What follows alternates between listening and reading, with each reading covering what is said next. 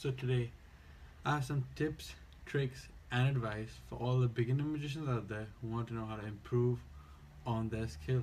So now without wasting any more time, let's get into it. So the first thing that matters the most is the deck you use.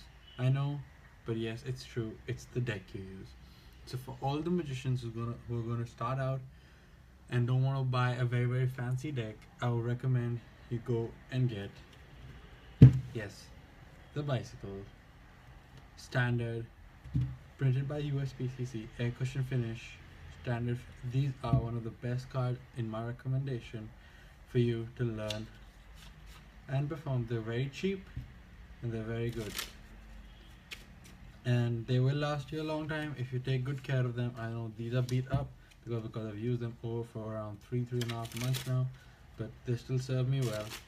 And those are the blue, and these are a new pack of red ones that I just bought, and these are absolutely phenomenal.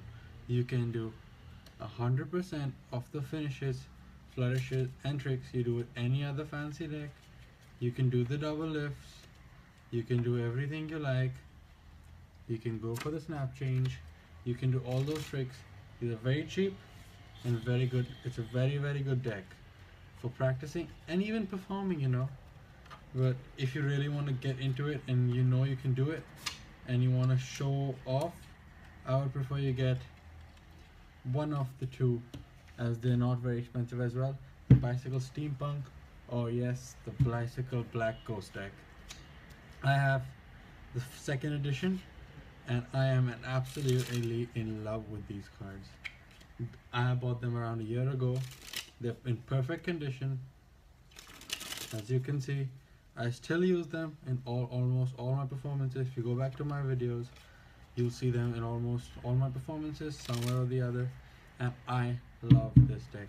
Yes, the faces are a little difficult, not difficult to read, but they're unique, and some people might find it fishy, but some people find, the people I show it to, they absolutely fall in love with this deck, and they continuously ask me, where did you get them from?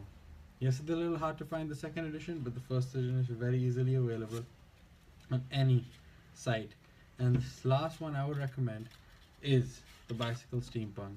You have regular faces. You have regular faces mixed up a little bit.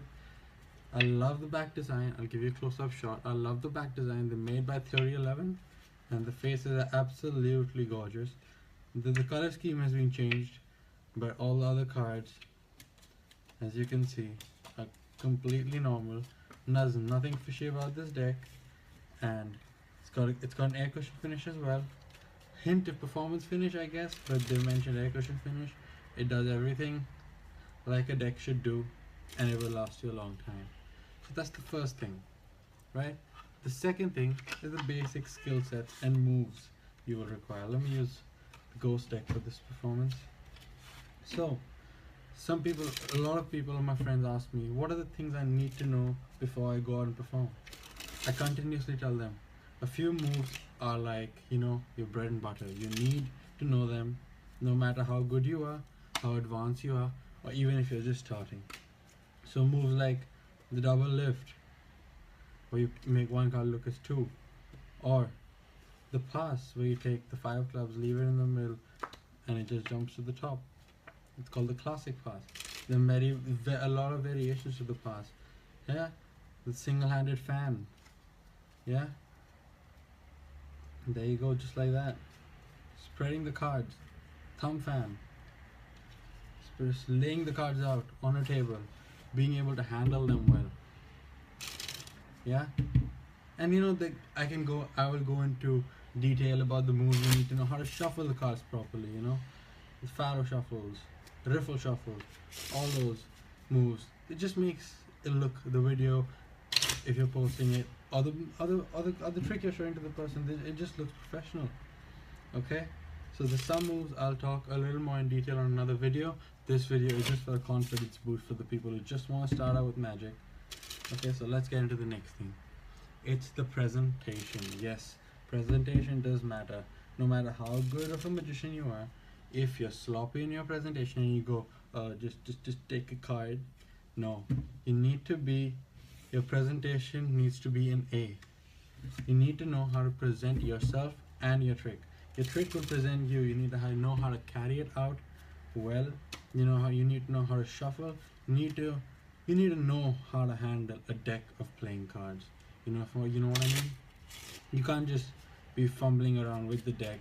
You need to know what you're doing, how to spread a deck of cards, how to select a card, yeah, how to return a card to a deck. There's a lot of things. I'll get into detail in that in another video. But just for now, you need to have presentation ethics, if you may put it that way. But yes, presentation is one of the most important. If you can present your trick well, trust me, you will get a million times better reaction than you would with a sloppy presentation.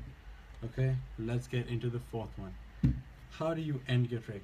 The cleanups. So just as an example, if you just want your spectator to pick a card, 7 of clubs, okay, and you want for this card to go into the middle, yeah, and you want it to jump to the top, how do you do it? Do you just reveal it? Do you innovate? You say, oh, 6 of clubs, watch. You take the 6 of clubs, lay it flat on the deck, give it a snap, it changes to the 7 of clubs, right? Or you know what? You can even do something else. You can say, watch, 6 of clubs, okay, I'm going to snap it into your card, watch, the 7 of clubs. So it's just innovation.